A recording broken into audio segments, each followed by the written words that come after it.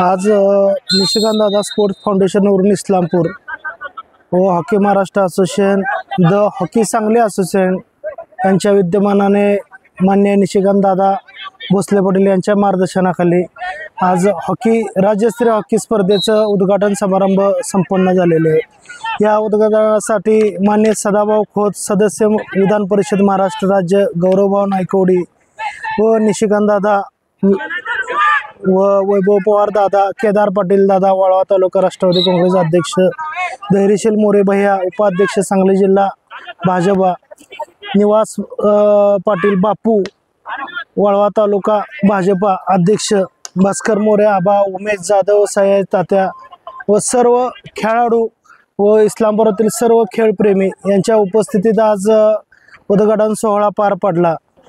या स्पर्धेसाठी महाराष्ट्र राज्यातून 12 संघ उपस्थित राहिलेले आहेत। Maharashtra Krida Mandal Kolhapur MKM, YCS Solapur, Satara district hockey association Phaltan, SRPF Pune police, Mumbai port trust Mumbai, Vadgaon hockey association व Nishikant Dada sport foundation Khalsa youth foundation Nanded व Nishikant Dada foundation Satara district hockey association Phaltan या संघांचे आज सहभाग आपल्या या स्पर्धेसाठी झालेले आहे। या स्पर्धा किमान 4 दिवस आपल्या इस्लामपुरात आयोजित केलेल्या आहे। स्पर्धेचा बक्षीस वितरण समारंभ 30 तारखेला संध्याकाळी 5 वाजता होणार आहे।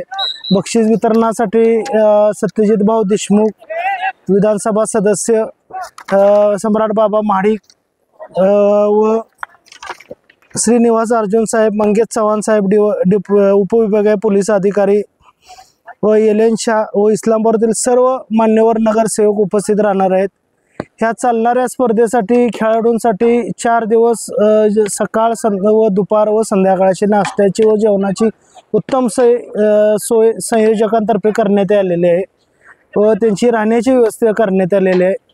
ह्या स्पर्धा यशस्वी पार पडाव्या यासाठी आमच्या सर्व संयोजकांनी अतिशय उत्तम 8 दिवस अगोदर सुसज्ज नियोजन केलेलं आहे। अशा पद्धतीने या स्पर्धा मान्य निशिकांत दादांच्या मार्गदर्शनाखाली एक चांगले खेळाडू ह्या इस्लामपूर मातीतून घडावे। दादाही सुद्धा खेळाडू आहेत। हे दादांचं उद्दिष्ट पुढे ठेवून आम्ही दादांच्या मार्गदर्शनाने गेली 13 वर्ष झाले फाउंडेशन चालवत आहे। ह्या फाउंडेशन मार्फत किमान 30 ते 35 खेळाडू विविध क्षेत्रात काम करत आहेत। पोलीसमध्ये असू दे, मिलिटरीत असू दे, RCF मध्ये असू दे व SRPत असू दे, अशा पद्धतीने जो 30-35 खेळाडू आमचे ह्या वर्षी महाराष्ट्र राज्याच्या संघात सुद्धा आमचा खेळाडू गेलेला आहे। अशा पद्धतीने दादांच्या मार्गदर्शनाखाली आम्ही हा फाउंडेशन चालवत आहे। अजून इथून पुढे अशाच पद्धतीने वेगवेगळ्या स्पर्धा आयोजित करण्याचं आमचं उद्दिष्ट आहे। ते दादांच्या मार्गदर्शन पूर्ण करेन व अशा पद्धतीने ह्या खेळाच्या स्पर्धा आम्ही आयोजित केलेल्या आहेत।